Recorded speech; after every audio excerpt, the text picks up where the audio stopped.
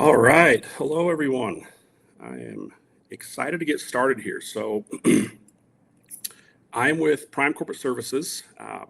Prime, we are a legal, financial, and tax firm. We specialize in multiple areas for entrepreneurship. So, we specialize in entity creation, setting up LLCs and corporations across all 50 states. We also have our own in-house tax division, so we do both business and personal taxes. We also have an in-house credit division. We help clients with establishing business lines of credit and obtaining corporate funding. And then our legal team also does estate planning as well. So trusts, wills, living wills, power attorneys. We've been doing this for about 15 years, and I'm very excited to hop into this because I love talking about LLCs and asset protection. I'm excited to have this conversation with you. And what I want to do today is really just kind of set the correct foundation, right? Get the framework. And then I'll have a special offer for everyone, which is to have a complimentary one-on-one business consultation with our team. So whether you are somebody who is just getting started in an entrepreneurship journey or a real estate journey, or if you are the serial entrepreneur who has 10, 15 LLCs or corporations in place, there's a lot of stuff that we can still assist you with, and just make sure that strategically you are approaching things the right way. So I'm going to share my screen with everyone, and we'll kind of just dive right into this. So as we go through these slides, we're going to have plenty of time for a Q&A at the end. So either drop a question in the chat or write it down, and I'll make sure we come back to it and ensure that everyone's questions are addressed as we go through this. So a few of the housekeeping things. Obviously, this conversation may be recorded. And then a quick disclaimer. So these slides that we're going to go over, there's a lot of examples in here, and they are just that. It's examples to give context. Just know going into it, none of this is based on anyone's existing income levels. And this is really just to show you how all of these different components all work together. The purpose of this is, again, just to educate and share best practices. We're going to talk about our most recent tax reform. We'll get into the benefits of an LLC from both a legal and a financial perspective. And then the fun part is really making sure you're on the correct path, right? Kind of getting the ball rolling in the right direction. So we will dive right into it. And I want to start first with our tax reform. In 2018, the federal government introduced the Tax Cuts and Jobs Act. So this tax reform, as you see, was the biggest change we've seen since the 1930s. If you are familiar with the Tax Cuts and Jobs Act, you know how big of a change this was. If this is your first time hearing of it, I promise I'll bring it full circle. We have, 75,000 pages of U.S. tax code. I don't expect anyone to get the interest to go dive in and read all 75,000 pages. So what it really comes down to is, in order for somebody to now operate in self-employment, we now have to first legally do so. Legalization is key. The way that we accomplish the legalization is by having the correct entity structure in place. So the recommendation that we make, again, for anybody who is in any type of entrepreneurship journey, is to first start with setting up a holding company. So a holding company is an LLC that is set up specifically in one of the 4 corporate haven states. So either in Alaska, Nevada, Delaware, or Wyoming. What the holding company does for you are 3 critical things. First, the holding company gives you the maximum asset protection. Okay? The corporate bylaws in these 4 states are the very best. So this makes it significantly more difficult for someone to step in and try to pierce that corporate veil. Okay, so this gives you the best asset protection. Second would be the tax advantages, and this type of a structure really simplifies your accounting. It keeps your taxes very clean, very neat, which I'm going to go into more detail here in just one moment. And then third is privacy. So In the corporate haven states, take Wyoming, for example, they are referred to as a non-disclosure state, which means they're not listing your name as being an owner or a member on the entity documentation. So nobody could look up your business and figure out that you own it, or then figure out where you live, what other assets or businesses you're involved in, right? Your information is kept as private as possible. Now, a very important piece to this is the holding company is a non-income producing entity, meaning you're not completing transactions with the holding company. You're not holding properties or assets in it. Its only purpose is to remain in the background, and the holding company takes ownership over other LLCs or other businesses. So if you see here on the screen, once the holding company is done, we would come back and then start setting up subsidiary LLCs. The subsidiary LLCs are either going to be in your home state where you live or in the state you're holding an asset in. But when you set up those subsidiaries, we're not listing you personally as the owner, we're listing your holding company as the owner. So in turn, no matter what state your subsidiaries are in, they will adopt the same three benefits as the holding company as far as the asset protection, the tax advantages, and the privacy. Right? A very clean and unique way to ensure, again, that you're giving yourself the maximum protection, maximum tax benefits, and anonymity across your entire structure. So what I want to do now, again, if anyone on here is already familiar with LLCs, I will apologize in advance. I'm going to go all the way back to square one and walk through the 7 different functions that actually make up an LLC. Okay. So number 1, right out of the gate, is legalization. And when we say legalization, what we mean is filing all of the documentation through both the Secretary of State and the federal government. And the reason that we have legalization listed first goes right back to the tax reform, where, again, in order to operate in self-employment, we now have to first legally do so. So legalization is right out of the gate. And then number 2, this is probably the most popular piece of an LLC, which is the separation and protection. The LLC is what separates you, along with all of your personal assets, from any type of liability from the business. So if somebody claims you got them sick or injured, the last thing that we would ever want is them coming back and attempting to sue or liquidate you personally. Now, this keeps everything with the business, right? Number 3 is the operating agreement, which the operating agreement is the legal portion of the LLC. So it is an internal document, anywhere between 7 to 10 pages, based on the sector of business you operate in and the state. And it's going to outline everything you see here. So it's going to tell us ownership percentages. It'll talk about how your profits are distributed. This gives you all the different rules, regulations, provisions. If a business were to shut down, they'll have a wind-up language. The operating agreement really houses all of the, the important aspects, right, of the fundamentals of how your business operates. The operating agreement also gives you what's known as your legal tax status, and that is what specifies the specific industry that you're operating in. So, for example, an operating agreement for a real estate investor would be vastly different than an operating agreement for a brick and mortar car wash, right? 2 very different types of business. So we want to ensure that you have the correct operating agreement based on what type of business you're operating. Number 4, so this is where we now get into kind of some of the fun stuff. So number 4 are the tax deductions. And the LLC opens the door to over 250 sanctioned deductions. So 250 deductible expenses.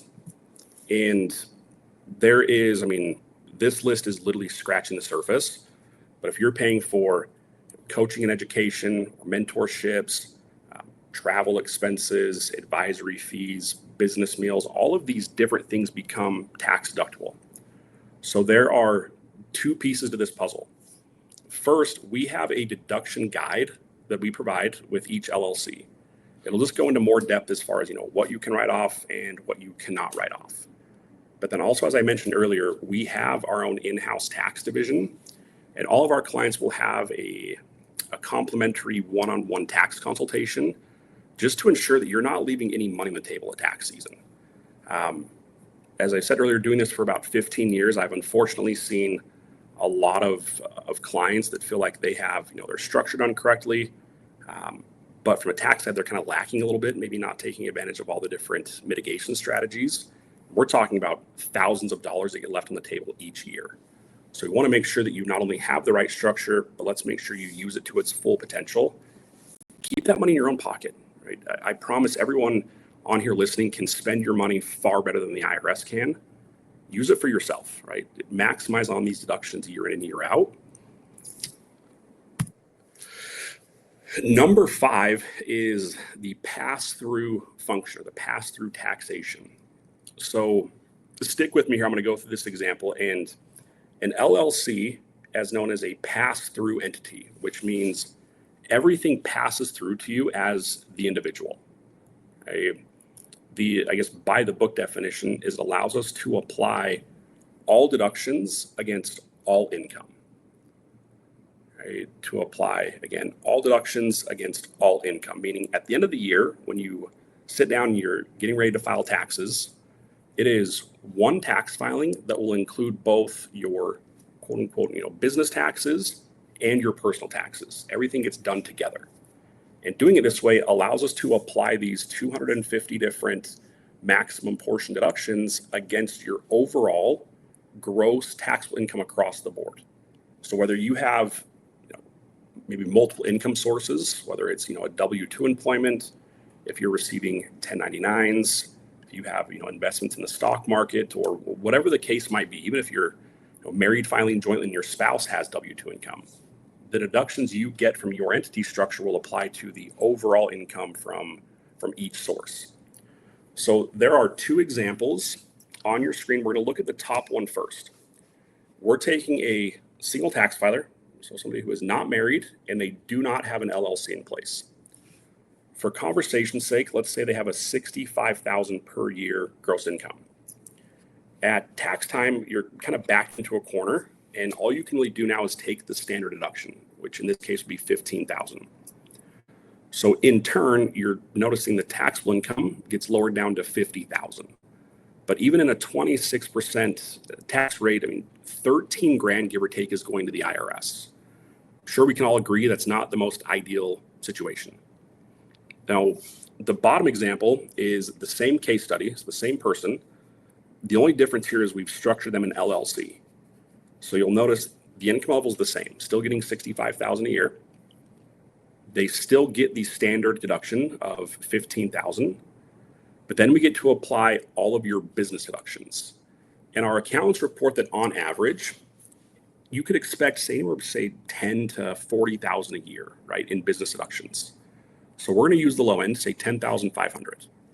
Well, now you'll notice the taxable income is brought down to $39,500, which also moves you into a lower tax rate at now only 19%. So now only $7,500 goes to the IRS. So all in all, by this person doing nothing more than setting up an LLC, ends up being about $5,500 a year of tax savings, regardless of whether or not they've even generated a single dollar with their business yet. The deductions are immediate, and you're applying them to your overall income. Now, going back to the previous slide, right, the tax deductions, a lot of those expenses I refer to as anyway expenses. Whether if you have a business or not, chances are you pay for a cell phone, right? You pay for home internet, right? Some of those expenses you pay for anyways. Maximize on those and apply them to your overall income, which again just keeps so much more of your money in your pocket rather than going to the IRS, right? That is, I don't want to say all 7 of these areas are equally important. That one to me is the low-hanging fruit. That's the easy way to have a massive impact on your overall tax liability. Right? Number 6 are the startup provisions. So, for example, if somebody has made a financial investment into an educational platform or a mentorship or traveling to a seminar circuit, maybe even buying a new computer, right? Any type of one-time investment to kind of get your business started, not only does it become deductible, it actually falls into the startup provisions, which allows for 100% deductibility. The reason we emphasize this is anytime you hear something is 100% tax deductible, that is the best we're going to get, right? We can't beat 100% deductibility. So we want to make sure that everything that we can push into that startup provision bucket, we're going to. Setting up an LLC or your entity structure, paying for taxes, again, a computer, education, whatever it might be, make sure that you're getting the correct recognition for it and maximizing on that deductibility. Write it off as a dollar for dollar. That is only there to help you and benefit yourself. And then finally, last but definitely not least, number 7 is compliance, which compliance is the business's stamp of approval. So this is a federal compliance. We obtain it through your EIN number. And there are multiple places you'll use it, setting up business bank accounts, maybe working with contractors or clients or just anybody who would ever want to or need to ensure that you're a legal, legitimate business. Compliance is how they do so. So to make it easy, we just obtain it for you right along with the LLC. So in turn, you then have everything in place to go and show yourself as just that, a legal, legitimate business that is structured correctly from top to bottom. Okay. So in a review, the LLC is what creates separation between both your business and personal life. This is what protects your assets, obviously opens the door to all the different tax benefits, and legitimizes your venture. Obviously very, very beneficial. What I'm going to do is let me just pause right here. Let me stop my share, and I apologize for it. Any questions there? Anything that I can try to expand or elaborate on up to this point? And feel free to, let's see.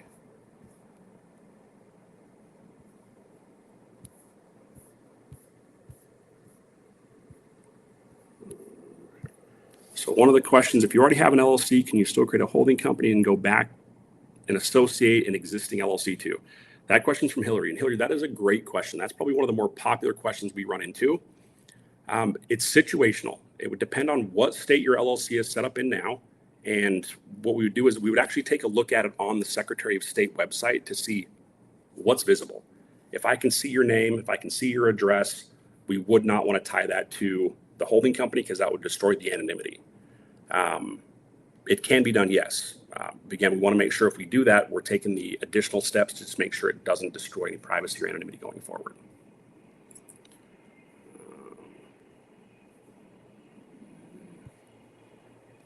Michelle Williams, I've heard that I should be doing an S Corp. Again, that's another very popular question.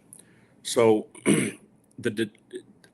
when you're talking about having either an LLC or an S Corporation, number one, that's a question that should always be discussed with your accountant. I would never recommend that anyone makes that decision on their own. Now, there is kind of a rule of thumb that if you have, and you could ask 10 accountants and get 12 different answers, but I usually say that if you're $40,000 to $50,000 a year or more in active income, then an S corporation can be a benefit for you. So a few things, I guess, key phrases there would be active income. If you have passive source of income like rental properties or investments in the stock market, an S corporation does nothing for you. But if it's 40 to 50,000 of active income, then yeah, I would definitely have that conversation with your accountant and be operating as an S corp to save yourself some of those self-employment taxes. Great question. Nicholas, if you're just starting out, would you recommend setting up the holding company before the LLC, or does it matter? Yeah, I definitely would say do it before, right? The holding company should come first, simply because, as I mentioned earlier, if we go backwards and try to attach an existing LLC to a new holding company, that can have negative impacts on your anonymity. So I would definitely say do the holding company first and then tie your subsidiaries to it after the fact. Cynthia, if I fill out a W-9 as an individual and later open an LLC, can we get tax benefits? Yes, you definitely can. So if you fill out the W-9 and then go backwards to the LLC, that's completely fine. Even if you were to start an LLC today what today is October 23rd, you still get all the tax benefits from January 1st. So you can go back to the first of this year and take the deductions throughout the entire year. Absolutely. Christopher asks, I've heard an S Corp has less tax implications than an LLC. So an LLC and an S Corporation are very similar. There is not a lot of differences. It's a tax election that you're making. The S Corporation saves you roughly half of your self-employment taxes. So rather than paying 15%, you're somewhere around 7.5%. That's why there's a dollar threshold that you reach before you elect to be taxed as an S Corp. Because again, half of zero is still zero, right? So until you're at a dollar amount that makes sense to potentially looking at payroll, a distribution throughout the year, right? So it equals itself out. Not going to say one is necessarily better than the other. But if you're above 40 or 50,000, then I would say an S Corporation, if you have active income, would be the route to go for sure.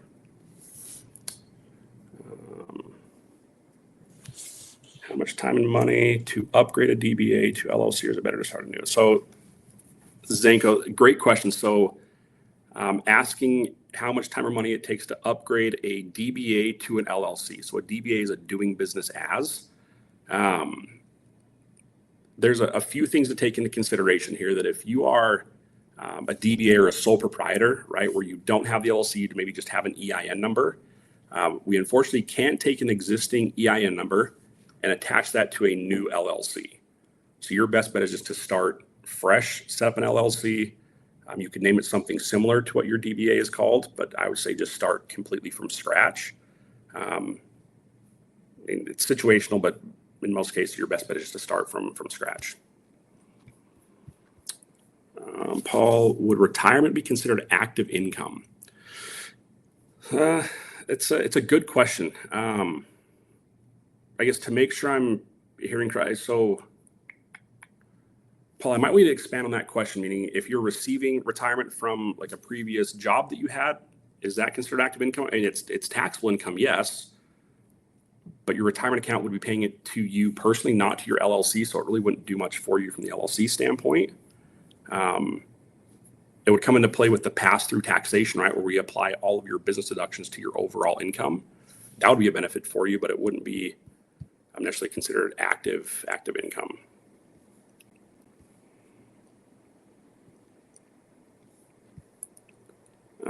Is the 50 GCI or after? Crystal, I might have you expand on that one as well. I'm not sure if I follow what that question is. Jim asks, if I have an LLC in California, why would I need a holding company? One in a holding company state, what is it different than California? So really the biggest difference, Jim, would be the privacy, right? In California, I could look up your LLC on the Secretary of State website and see that it's tied to you personally. Depending on if you used, your home address or registration, all that is public information that I can see. Whereas if you have a holding company in Wyoming, when I went and looked up your California LLC, rather than it showing your name, it would show the name of your holding company. So all roads would kind of lead to nowhere. I wouldn't be able to tie it back to you personally.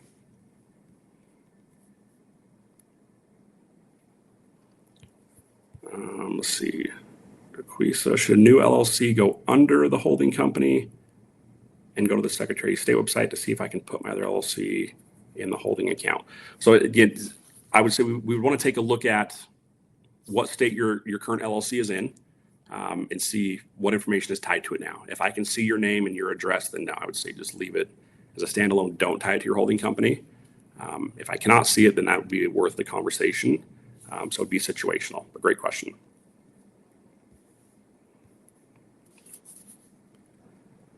I had an S Corp, then now it's not, because after I wrote off everything, it's less than 50K. So oh, okay, sorry. So asking the total amount. So I would say it would be before taxes.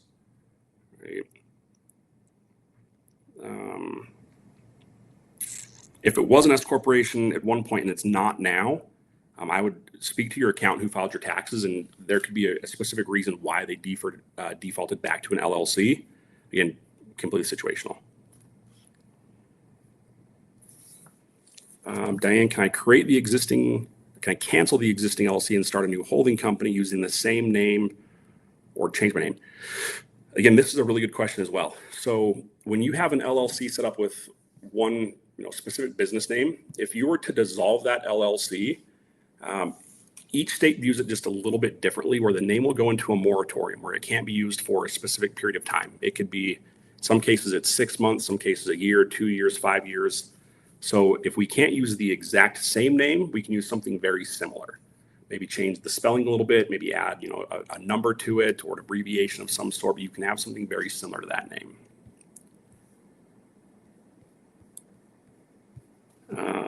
Then Cynthia asks, if I have an LLC in one state and open the same LLC in another state, do I need a new EIN? Every LLC will have its own EIN number, right? That's kind of like the social security number to the business, so each one would have its own. These are all really good questions. I like this. So Mark asked, does active income mean gross or net? So it doesn't mean either. Active income would be something you actively work on daily to bring the income in. So passive income, if I own a long-term rental property, aside from the one-off like fixing a broken light switch or whatever the case is, you're kind of just sitting back and collecting those rents, right? It's passive, where active income is something I have to go and actively work on to collect that income.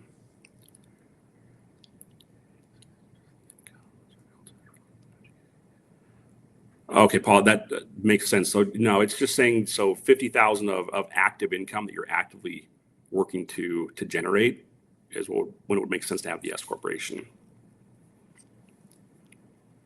All right, Michael, I always do a test to see the first person who asks, what are the fees to get this in place? That is a great question. So what I will tell you, with the way that you guys are coming to us, obviously on behalf of XP and kind of why we're on this call together, we have an amazing offer for everyone. What I'm going to do is, let me copy this link really quick. I'm going to drop this link in the chat. This is how all of you guys can schedule a one-on-one individual consultation with my team. So if you click on that link, that will let you book. It's booked for 60 minutes. They will go through, and whether, again, you are brand new and you have nothing in place, or if you have multiple entities in different states, let my team take a look at it. Let's see where you're at and just make recommendations on how to maximize on the benefits. Our fee structure, it varies across the board depending on what we're setting up. Like I said, there are 4 things we specialize in here. We have kind of deep diving only one of them, right? And our in-house tax team is amazing, right? We'll maximize on tax savings. We'll help you build business credit and obtain corporate funding. We'll help with estate planning, right? A phrase we've really hung our hats on is plan, profit, and protect. So I want to make sure that whatever it is that you're doing, make sure that you are planning for the future. Let's make sure that you are keeping your profits, and then let's make sure you protect that going forward. We all know that, unfortunately, as the saying goes, the 2 guarantees we have are death and taxes. So let's make sure that, number 1, we can mitigate your taxes, but then number 2 is, upon a death, I want to see you guys distribute and leave your assets to who you want to, not letting your state decide for you. That all happens by having the correct entity structure and estate planning in place. That's a great question. I would strongly advise use that link and book a call with us. Trisha, do I establish a holding company even if I will need an S corporation? Yes, great question. So the holding company will always be an LLC.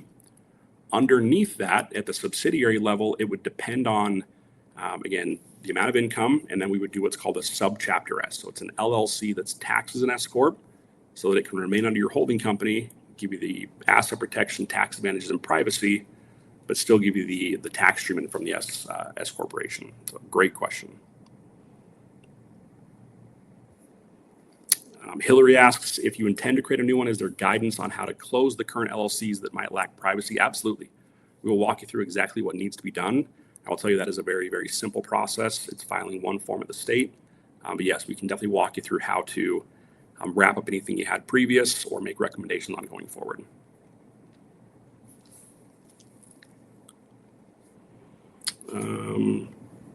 Crystal kind of goes back to the question before, right? Situational. We would need to take a look at the states they're in, see what's visual on the Secretary of State website, and then be able to help you create a holding company, attach everything together going forward. So Ben, not on this call. Trust me, I wish I could. And just so everyone knows, so when you come to us and you have, your one-on-one individual conversation, it's broken into two parts. So the first call would be what we call a business consultation. That's primarily to discuss entity creation. We'll touch on the business credit and the estate planning. After that, you're then scheduled for a second conversation, which is the tax consultation. And that's really deep dive everything from a taxation standpoint, just to ensure, again, that you have the right structure and that you utilize it to its full potential, so that in the back of your mind, you know that you're not leaving anyone on the table at tax season. Keep your money in your own pocket. Is there a list of allowable expenses for realtors that you can provide? So I don't have one readily available. We do have one, yes. On that one-on-one individual conversation, our team has the deduction guide that we can provide to you that'll kind of show you what you can write off and what you cannot. Absolutely. Yes, Katie, absolutely. Both calls are complimentary. When you book, whoever it is you book with, tell them that Cody sent you, and they will take care of you and make sure that you get the information for both. Absolutely. These are all fantastic questions, right? And I've got the next 30 minutes set aside for you guys, so don't stop now, right? Please keep firing away. What other questions can I answer for you? That's great, Crystal. I'm excited to hear that. It'll be a great conversation. Come to it with any questions, right? If you guys are thinking of anything, even after this call ends and you think of a question, write it down. My team will take good care of you and make sure that all your questions are answered. Michelle, no. So you don't get any additional, you can't write off more. There's no additional deductions that you're taking. The only difference is you're saving about half of the self-employment taxes. The deductions are the deductions, so you don't get anything additional in that sense.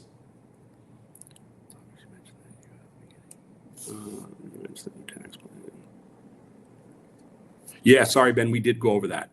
That was the Tax Cuts and Jobs Act.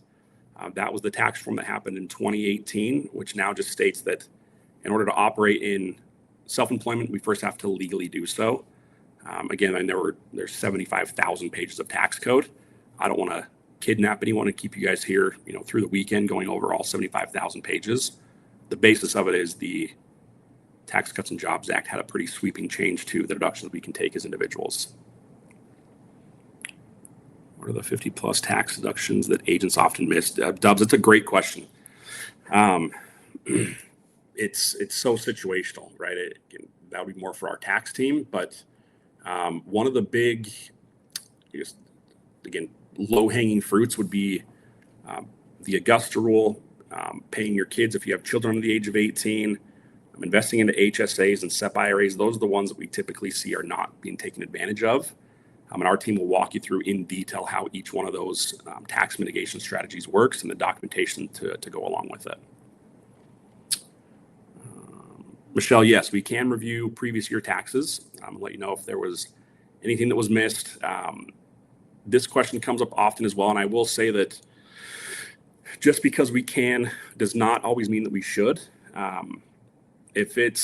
If we look at your previous year taxes and see there was a significant difference, a few $1,000s, then absolutely let's go back and redo those. But if it's going to be a couple $100, typically the increase in the risk of audit does not necessarily make sense, but we can absolutely look for sure and tell you. Hillary, yes, great question. Hillary asks, if you are a licensed agent and also doing development, should you have separate businesses? Yes. Underneath that holding company structure, that's where you can have separate LLCs for each individual stream of income. You definitely don't want to commingle and funnel multiple streams of income through one LLC. You're unfortunately at that point, you're just leaving, there's far too much unnecessary risk. So I would say separate everything out. Have each individual stream of income have its own subsidiary LLC or corporation underneath your holding company. Yep, absolutely. We can take a look at previous years and let you know what's been missed. Also, I will tell you guys, and kind of just a teaser for this, that I talk with clients all the time that already had businesses in place, already have an accountant they're working with that they like. That's great. That does not mean we have to. We're not stealing you away from the accountant that you like.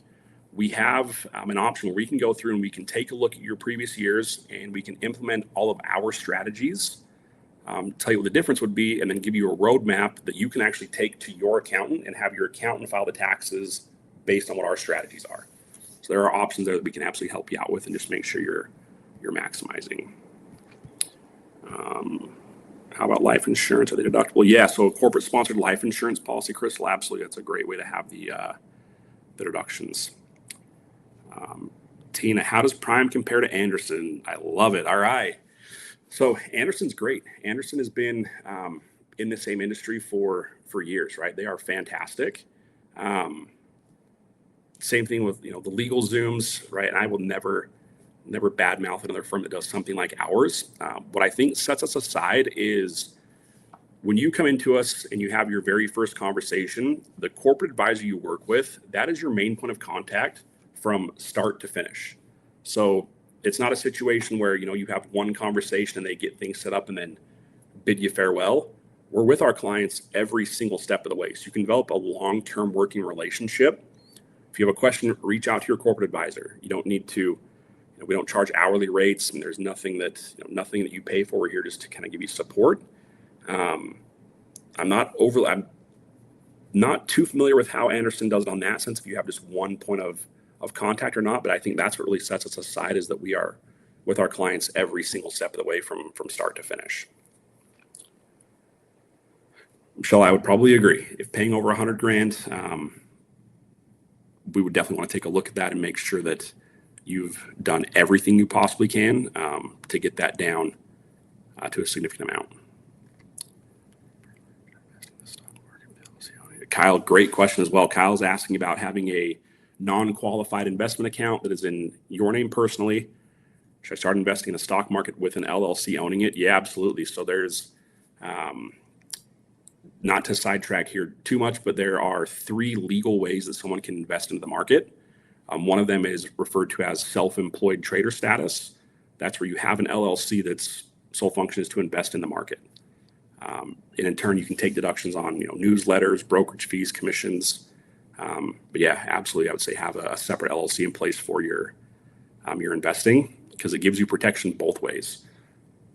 And I don't want to create questions for anyone, but a question I'll typically get with the market is, what kind of liability do I have if I'm investing in the market? You're not providing a product or service, which is true, but it also protects you from personal liability, where if you were to go and rear end someone, right, and that person wants to sue you, they can't try to liquidate your brokerage account to suffice that liability because you have the LLC in place. So yeah, great question.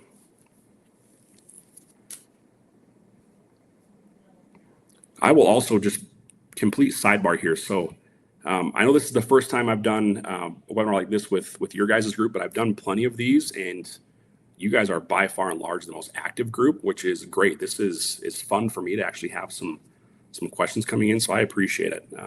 I would love it for all of you guys to book a call with us and go through the free conversation. Kyle, should my primary residence be an LLC? No, I would honestly say no, because your primary residence, if it's not an income producing property, having the LLC ultimately does nothing for you. Your primary residence should be in a trust. Move that to your estate plan. Hillary, should we get a new EIN if we are closing an LLC to reopen under a holding company, or is that okay? Yeah, so Hillary, if you shut down your current business and you're setting up a new one to be under your holding company, then yes, you would get a new EIN number.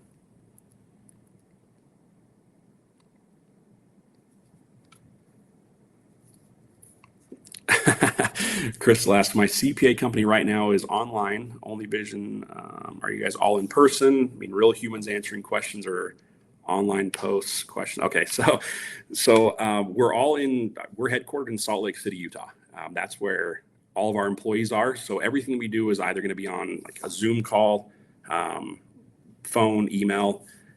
We do have part of our tax side is you have direct access to your tax advisor. You'll also have an accountant that's paired up with you. So you have one-on-one communication with your tax advisor whenever you want. We also have a private clients only Facebook community, which is a great place for the one-off tax question.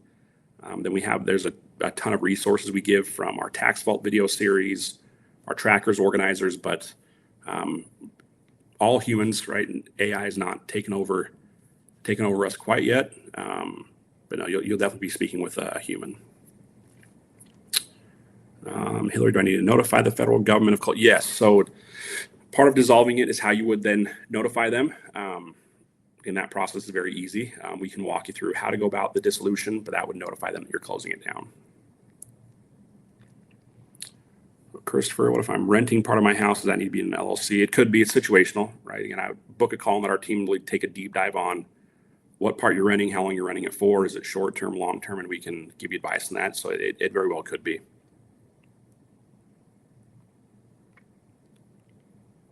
Great questions.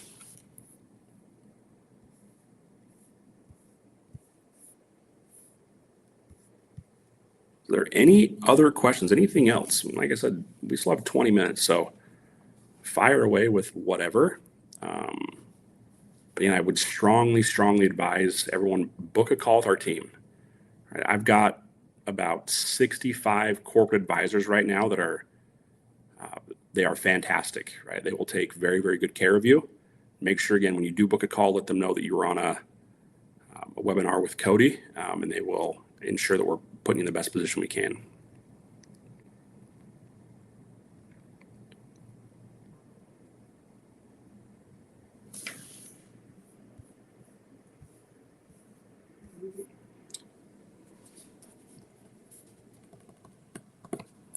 So Amanda asks, would you recommend waiting until January 1st to establish to take advantage of the full year of startup provisions? So that's a great question as well. The IRS loves to operate in, I guess, like how you interpret things, right? So they don't necessarily give you a time frame for your startup provisions. They don't say you have a full year. You don't have 6 months, 3 months, 9 months. The way that it's worded is the first move towards generating income. So no, I would never recommend that anyone waits to start your LLC. Get it started now. Take advantage of the startup provisions you've done thus far, because even expenses you make in the future, there's still ways that we can categorize those correctly to get the maximum portion deduction. I definitely wouldn't wait. I would say do it as early as you can. Crystal, yes, we can work across all 50 states. I've got clients that are from coast to coast. We also have clients that are outside of the U.S. as well, so we can handle everything. Kyle, how many rentals should you have in an LLC? So it's funny because both things you've heard are correct, right? There's not really a black or white answer. I have some clients that will do one LLC per property. Personally, if you're asking my opinion, I feel like that's overkill. But even then, it's situational that depending on if there's a lot of equity in the property, if you own it outright, it could make sense. But I usually say 3 to 5 properties is what normally makes sense. But also having, going back to what I mentioned earlier, that when you work with us, you have one corporate advisor who's with you every step of the way. That's where, when these situations come up, you can reach out to them and they can talk you through, if you're buying a new property, put it in its own LLC or put it into an existing one, right? We can have those conversations to make sure that I'm doing it correctly from top to bottom. Deb, what is the difference between a revocable trust and irrevocable trust? So revocable means you can make changes to your estate plan throughout your lifetime. Irrevocable means you have to go through like a third-party mediator to make changes. So I would say 99.9% of the time we recommend revocable, because what your life looks like right now could look very different in a year from now or 5 years from now, whether your family's growing, whether you're purchasing assets, selling assets. You want to be able to make changes to your estate plan that reflect what's currently going on. Now, if my grandfather is 90 years old and he's starting to lose his memory a little bit, we might want to then move to like an irrevocable so that he can't go and give all of his assets to the neighbor kid because he mowed his lawn, right? So start with revocable and then make changes as your life progresses. But biggest difference is being able to make changes to it. Yes, Kyle, that's exactly it. It depends more on the amount of units and value of the property. Absolutely. I appreciate that. Trish and Kyle, that's great. I truly have enjoyed this. This has been one of the most interactive webinars that I've done. And every question in here, these are great questions, right? These are legitimate questions. I like that the wheels are spinning a little bit. And I think it would be very beneficial to be able to have that one-on-one conversation and really just ensure that, again, everything you think of or any questions you do have are answered, and then have the conversation around it. So, because it'd be crazy not to book a call, right? It's a free 60-minute consultation with our team to just walk through whatever it is you guys have going on. That's great, Paul. Awesome. I'm definitely looking forward to it as well.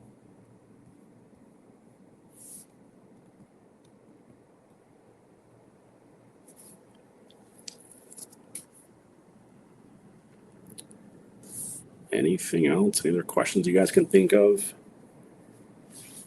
That's great, Marta. Again, make sure you tell them that Cody sent you. They'll take good care of you. If not, then I'll have to knock them upside the head. But no, they'll take good care of you. That's great.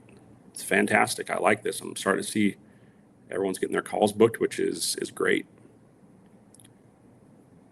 Thank you, Nicholas. I appreciate it. If no other questions, I mean, I'm more than happy to, again, hang out. If no one else has questions, we can. Okay, sorry, trust me, I'm not going anywhere, Kyle. Take your time. Don't rush on account of me.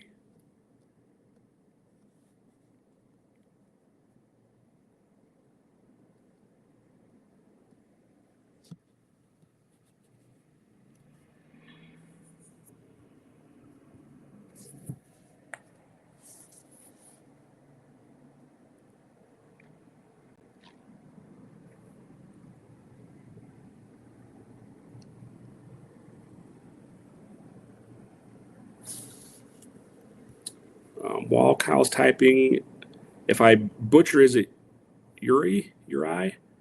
Yes, it is recorded. And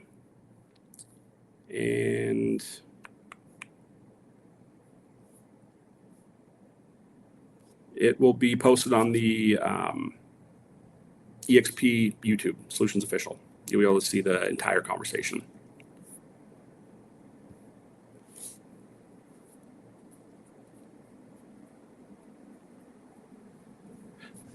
Oh, man, Shima, that's I like that. Very well. Let's see, Kyle, should I have separate LLCs? My revenue, income,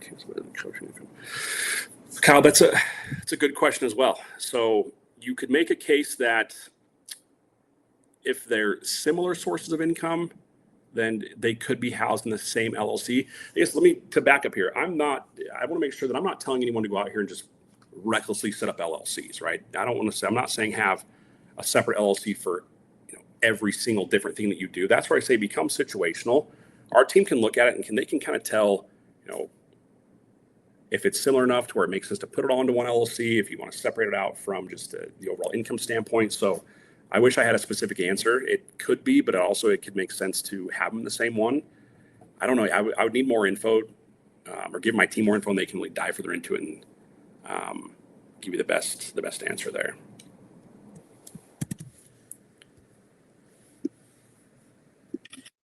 Oops.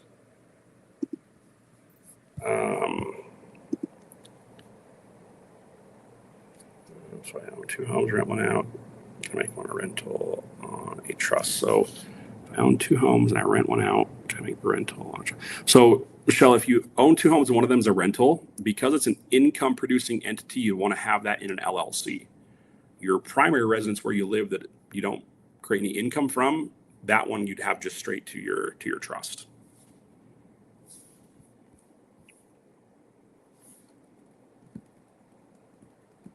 Yeah, Kyle, if they're all similar, I would say chances are run it through one. You got the call booked. My team, I took a screenshot of your name just so I can see who you're talking with, and I'll kind of preface that question to them, but I would imagine you might be okay just to run it through one. And also think if you ran it through one for the time being, you can always separate later on. You can put everything into one entity if they're all similar, do it all through one entity, and then later on down the road, separate them out if you need to, depending on how it grows, but it'd be fine either way.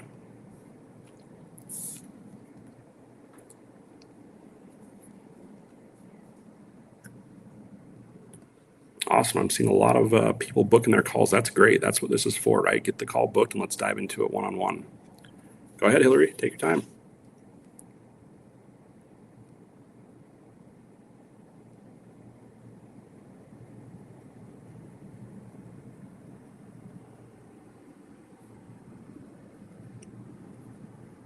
Cynthia, there is no fee for the call. It's a complimentary consultation. Book it, right? We'll spend 60 minutes with you or so, 45 minutes to an hour. Just make sure that you have everything in place, but there's no fee for the consultation.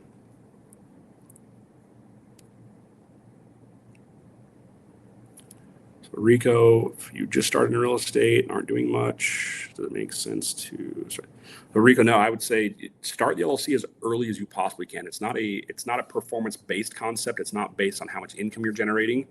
Start the LLC immediately, because what the IRS goes off of are your intentions. Nowhere in the tax code does it say you have to be good at self-employment. It just says you have to make the attempt. So if you're just getting started in real estate, right, you've made the attempt, get the LLC in place, take advantage of the deductions, right? You don't have to make a certain dollar amount, right? You can operate your business at a loss for 3 out of the first 5 years and take the deductions against personal income. So no, I'd start the LLC now. No sense in waiting. Here, the holding company is an LLC. So it's an LLC that is set up specifically in one of those 4 corporate haven states. And the reason for that is those haven states are what, again, gives you the maximum asset protection, tax advantages, and privacy. Great question.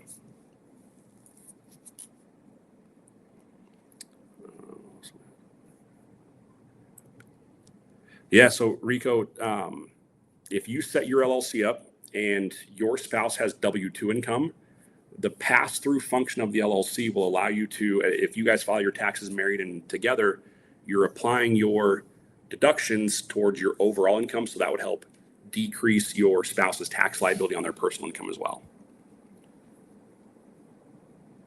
That is a huge benefit. Obviously, as we know, is if anyone in here has W-2 employee or W-2 income, or if your spouse does, you know that when you get your paycheck at the end of the week, the IRS has already stepped in and they take what they feel is rightfully theirs.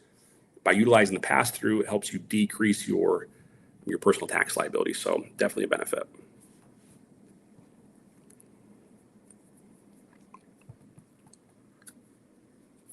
Sound good? Man, I really wish I had more time to chat with you guys. These are all great questions, but again, I'm going to drop this link in here just one more time for everyone to book a call. Like I said, it is a complimentary consultation with my team. We will take very good care of you. Right? Let them know, again, you're on a call with Cody. He sent you. We'll make sure that you are all squared away. Deb, that's great. Nicholas, so each state's a little bit different. Their turnaround time, everyone varies. For the holding company, I always recommend Wyoming. Wyoming is the cheapest out of all 4, and it's also the fastest. Wyoming takes about 5 to 7 business days to turn the LLC around. It's very quick. Cool.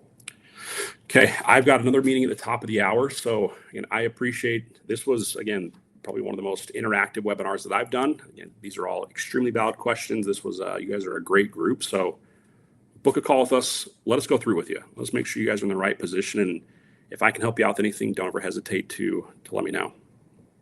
Sound good? Okay, I appreciate it. You guys enjoy the rest of your day, but please get a call booked with us. Let's chat. Thank you.